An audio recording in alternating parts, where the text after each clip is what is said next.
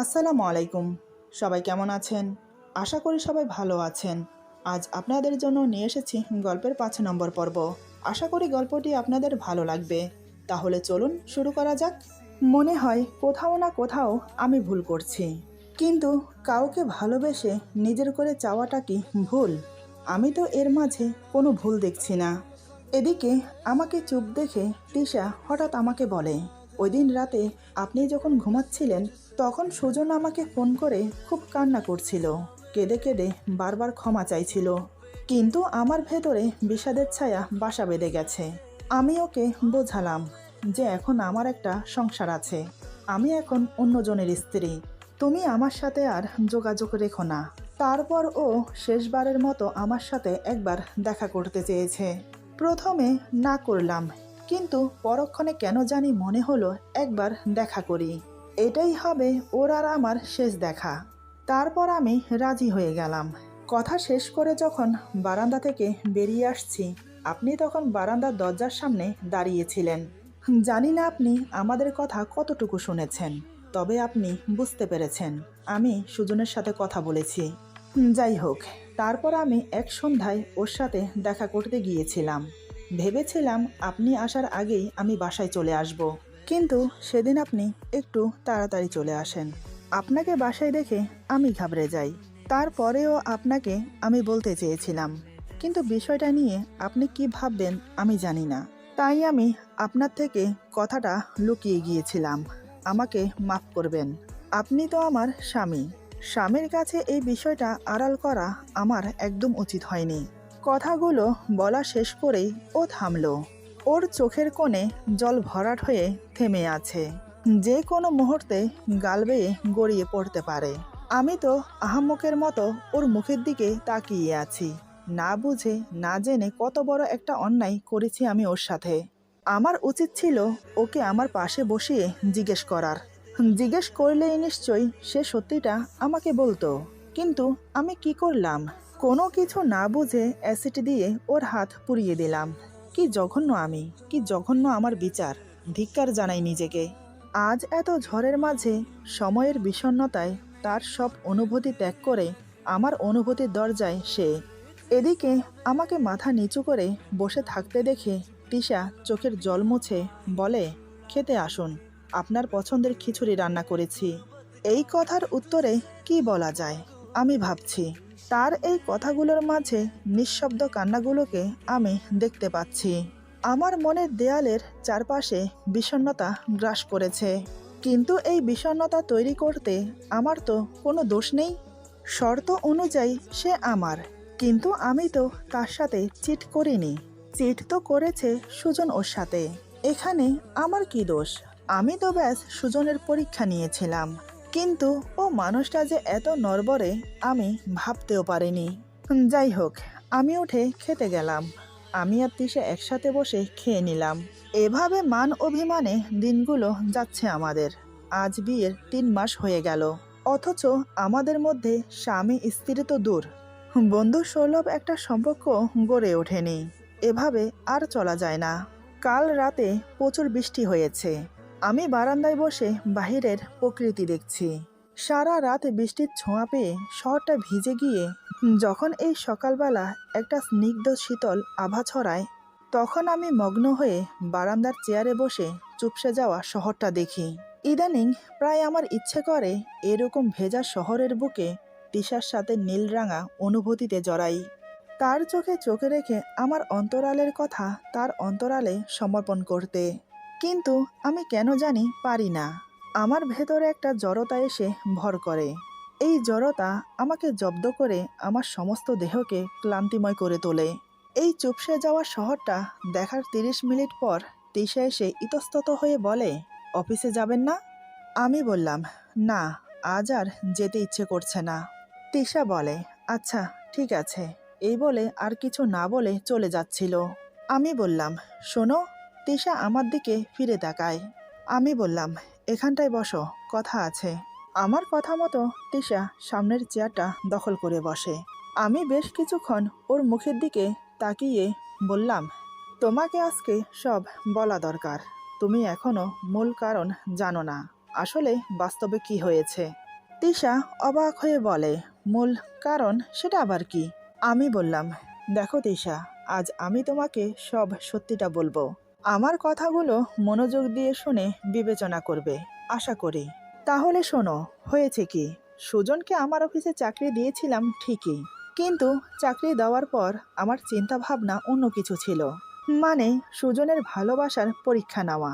মনে মনে এই প্ল্যানটা করি। আমার অফিসে নাদিয়া নামের একটা মেয়ে কাজ করে। মেয়েটি খুব ভালো, কাজে কর্মে সব দিক দিয়ে একদম পারফেক্ট।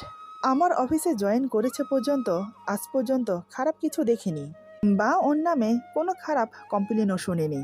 তাই আমি ভাবলাম নাহিদার সাহায্য নেব। সুজন চাকরিতে জয়েন করার 2 দিন পর আমি নাহিদার সাথে কথা বলি। নাহিদাকে কি কি করতে হবে সব শিখিয়ে দেই। আমার কথা মতো নাহিদা আমাকে হেল্প করতে রাজি হয়ে যায়। তারপর থেকেই নাহিদার কাজ শুরু হয়ে যায়। সুজনের সাথে ন্যাকামো করে কথা বলা, লাঞ্চ সময় তার সাথে লাঞ্চ করা, ছুটির পরে একসাথে বসে কফি খাওয়া, ইত্যাদি ইত্যাদি। যদিও সুজন প্রথমে রাজি হতো না, কিন্তু কয়েকদিন এভাবে চলার ফলে সুজন রাজি হয়ে যায়। এরপর বাইরে ঘুরতে যাওয়া, রিকশায় চড়া, ব্রেক টাইমে কফি খেতে যাওয়া, ছুটির পরে একসাথে অফিস থেকে বের হওয়া, এমনকি নাহিদাকে বাসা পর্যন্ত পৌঁছে দেওয়া, সবকিছু করতে লাগলো সুজন। এভাবে এক পর্যায়ে তাদের ভাব আদান প্রদান করা বেড়ে যাচ্ছিল।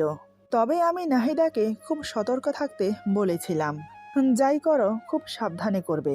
এভাবে 1 মাস অতিক্রম হয়।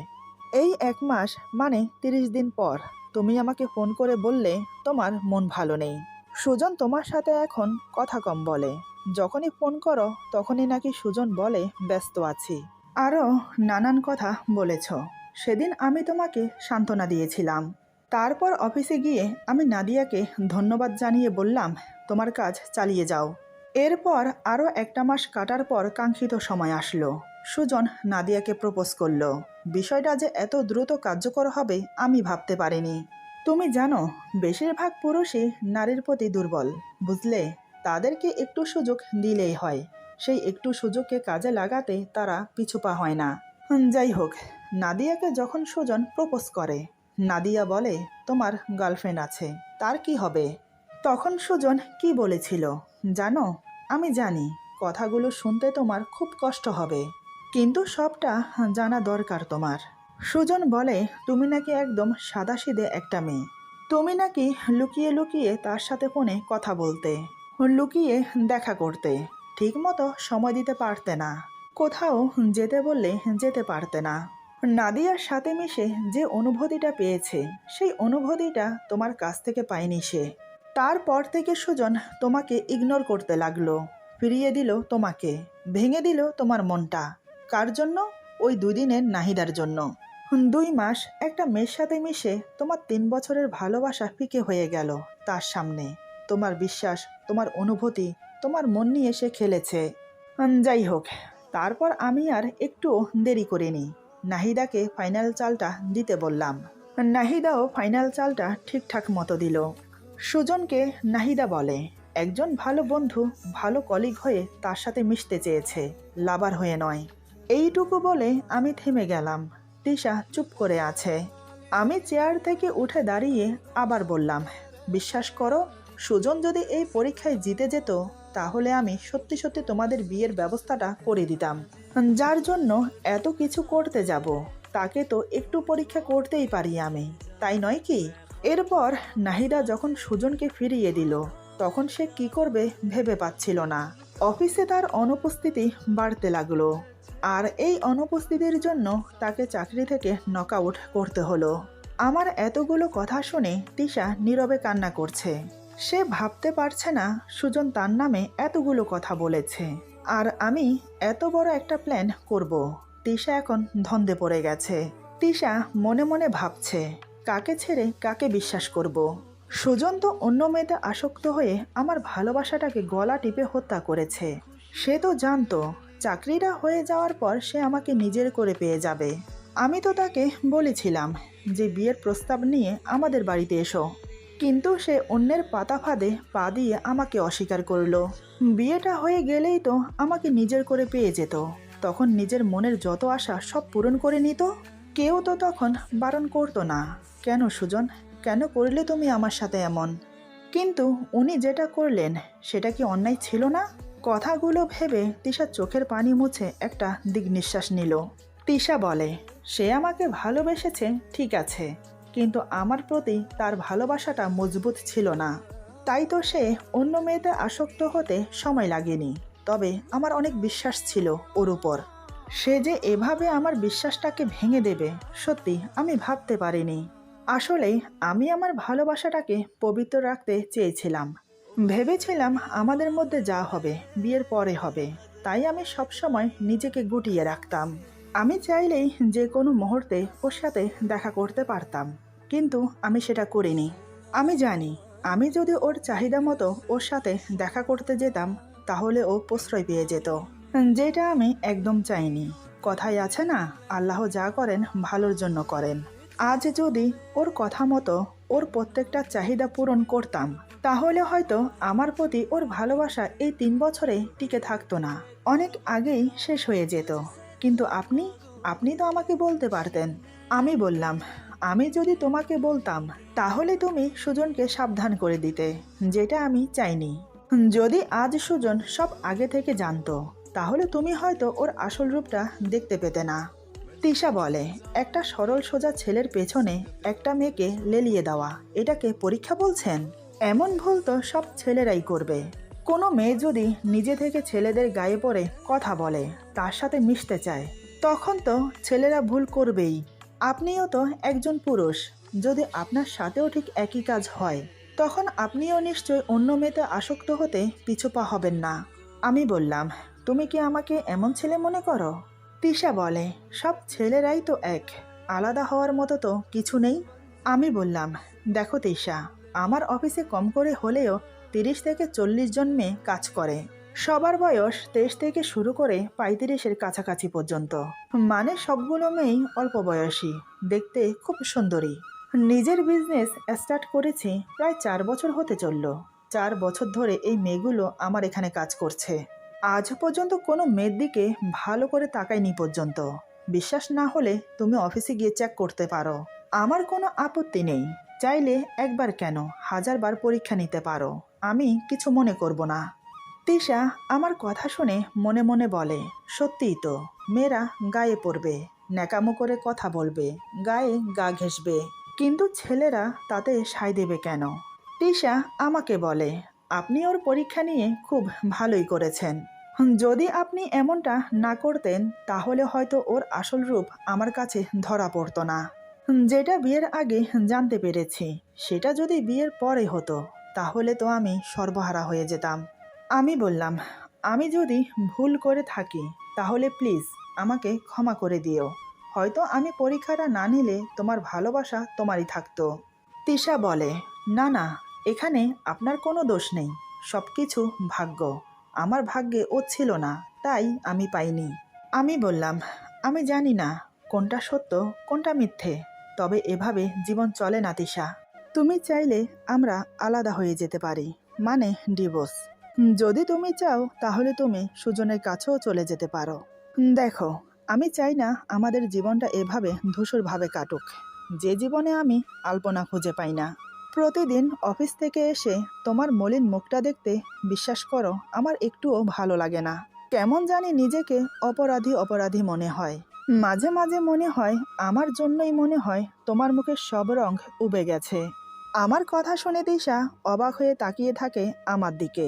ও কখনো ভাবতেই পারেনি আমি ওকে এই কথা বলবো। তিশা আমার দিকে অবাক হয়ে তাকিয়ে থেকে মনে মনে বলে, সোজাসুজি ডিভোর্সের কথা বলে দিল।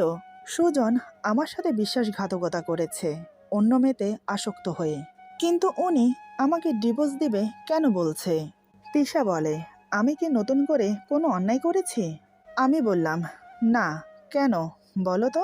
তিশা বলে, বিয়ের পর থেকে প্রতিদিন সকালবেলা চা দিতে ভুলে গেছি।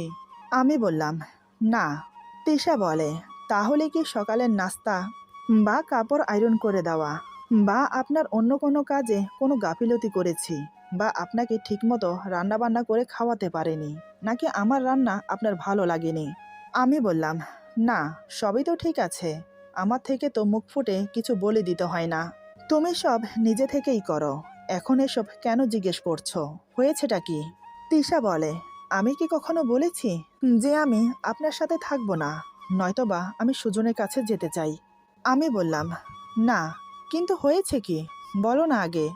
এবার তিশা চিৎকার দিয়ে কেঁদে উঠে বলে, তাহলে আপনি আমার থেকে আলাদা হতে কেন বললেন? ডিভোর্স দেবেন কেন বললেন? সুজন আমার সাথে বেমানি করেছে, এখন আপনিও যদি আমাকে ছেড়ে দেন তাহলে আপনার আর সুজনের মধ্যে পার্থক্য কী রইল? আমি সাদাসিধা একটা মেয়ে, ঠিক আছে, কিন্তু আমার জীবনটা এত সস্তা না যে কেউ এসে ইউজ করবে তারপর ছেড়ে দেবে। আপনার থেকে আমি এটা আশা করিনি। আমি তো আপনার থেকে সময় চেয়েছি, কেন আপনি আমাকে এই কথা বললেন? কেন কেন? এই বলে ওড়না দিয়ে মুখ চেপে ধরে ফুপিয়ে ফুপিয়ে কান্না করতে থাকে। আমি শুধু বাকরুদ্ধ হয়ে ওর কান্না করা দেখে যাচ্ছি। আমি পুরোপুরি বিহ্বল হয়ে পড়েছি। আমি তো জাস্ট এমনি বলেছি। আমার এই কথা যে ওকে এতটা আঘাত দেবে বুঝতে পারিনি। আমি কিছুক্ষণ চুপ করে দাঁড়িয়ে ওকে কান্না করতে দিলাম। বেশ কিছুক্ষণ পর ওর মাথায় হাতে রেখে আমি বললাম, সরি, আমি বুঝতে পারিনি তুমি এতটা কষ্ট পাবে। আমি তো ব্যাস এমনি বলেছি। তিশা মুখ থেকে ওড়না সরিয়ে আমার চোখে চোখ রেখে বলে, এমনি বলেছেন? এমনি এমনি কোনো কিছু হয়? বা বলে কেউ? কি সুন্দর বলে দিলেন আলাদা হয়ে যাওয়ার কথা। আপনার মনে যখন এটাই ছিল তাহলে আমাকে বিয়ে করলেন কেন? না করলেই তো পারতেন। আমি আপনার থেকে কিছু লুকাইনি, সব কিছু বিয়ের আগে থেকে আপনি জানেন। জেনে শুনে আপনি আমাকে বিয়ে করেছেন, তাহলে এখন ছেড়ে দেবেন কেন বলছেন? আপনারা পুরুষেরা সবাই এক। কথাগুলো বলে আমাকে কিছু বলার সুযোগ না দিয়ে দৌড়ে রুমে চলে গেল। আমি শুধু ফেলফেল করে তাকিয়ে রইলাম ওর চলে যাওয়ার দিকে। বেশ কিছুক্ষণ পর আমি রুমে গিয়ে দেখি বালিশ বুকে নিয়ে তিশা খুব কান্না করছে। এটা দেখে আমার খুব খারাপ লাগছে। নিজের ভুলটা বুঝতে পারলাম আমি। কেন যে বলতে গেলাম আলাদা হয়ে যাওয়ার কথাটা, কি মতিভ্রম হয়েছে আমার কে জানে। বারবার এমন এমন কথা বলে ফেলি মুখ দিয়ে, যার জন্য পরে আমাকেই পস্তাতে হয়। এখন কি করে ওকে শান্ত করব আমি? ইচ্ছে করছে বুকের সাথে শক্ত করে জড়িয়ে ধরে ক্ষমা চাই, কিন্তু ওকে স্পর্শ করার অনুমতি এখনো আমাকে দেয়নি। তাহলে এখন কি করব? এদিকে তিশা খুব জোরে জোরে কান্না করেই যাচ্ছে, যেটা আমি আর সহ করতে পারছি না। ও তো আমার স্ত্রী, ও আমাকে অনুমতি না দিক তাতে কি হয়েছে? স্বামী হিসেবে আমার অধিকার আছে ওর উপর। এবার আমি খাটের উপর উঠে ওর পাশে কাত হয়ে শুয়ে ওর মাথায় হাত বুলিয়ে বললাম, সরি, আর কখনো বলবো না, প্লিজ আর কান্না করো না। কিন্তু না, সে কান্না করেই যাচ্ছে। এতক্ষণ ওর থেকে কিছুটা দূরত্ব বজায় রেখেছিলাম আমি। যখন দেখলাম ও কথা শুনছে না, তখন ওকে বুকে টেনে নিলাম। আমি বললাম, ক্ষমা করে দাও, তোমাকে দেওয়া কথা রাখতে পারলাম না, কিন্তু আমার যে কিছু করার নেই। তোমাকে এভাবে কান্না করতে দেখে নিজেকে ধরে রাখতে পারছি না। আমার ভুল হয়ে গেছে, কথা দিচ্ছি আর কখনো এমন কথা মুখ দিয়ে বের করব না। তোমার যত সময় লাগে তত সময় নাও, আমি আর কিছু বলবো না। এই দেখো, আমি কানে ধরছি, প্লিজ এবার কান্না বন্ধ করো। তিশা নিজেকে ছাড়ানোর বদলে আমার বুকে মুখ ডুবিয়ে কান্না করতে থাকে। হয়তো এই সময়টা কারোর সঙ্গ প্রয়োজন ছিল ওর, তাই হয়তো আমার বুকে সে আশ্রয় খুঁজেছে। আরও বেশ কিছুক্ষণ কান্না করে থেমে গেল, তবে কান্না করতে করতে হিঁচকি উঠে গেছে। চোখের পানি, নাকের পানি সব আমার টি শার্টে লেগে গেছে। তারপরেও আমি ওকে বুকে জড়িয়ে ধরে আছি। আরও বেশ কিছুক্ষণ সময় এভাবে কেটে গেল। আমি ভাবলাম সব কিছু নর্মাল হয়ে গেছে, কিন্তু না। তিশা স্বাভাবিক হতেই নিজেকে ছাড়িয়ে নিয়ে হঠাৎ বলে, আপনি কোন সাহসে আমাকে স্পর্শ করেছেন? আমি না আপনাকে না করেছি আমাকে স্পর্শ না করতে? আর কতবার বলবো যে আমার সময় লাগবে? আমি বললাম, না মানে। তিশা বলে, কি মানে করছেন বলুন তো? একটু আগেই তো আমাকে ছেড়ে দেওয়ার কথা বলেছিলেন, তাহলে এখন স্পর্শ করছেন কোন সাহসে? আমি চুপচাপ মাথা নিচু করে বসে আছি। ওর প্রশ্নের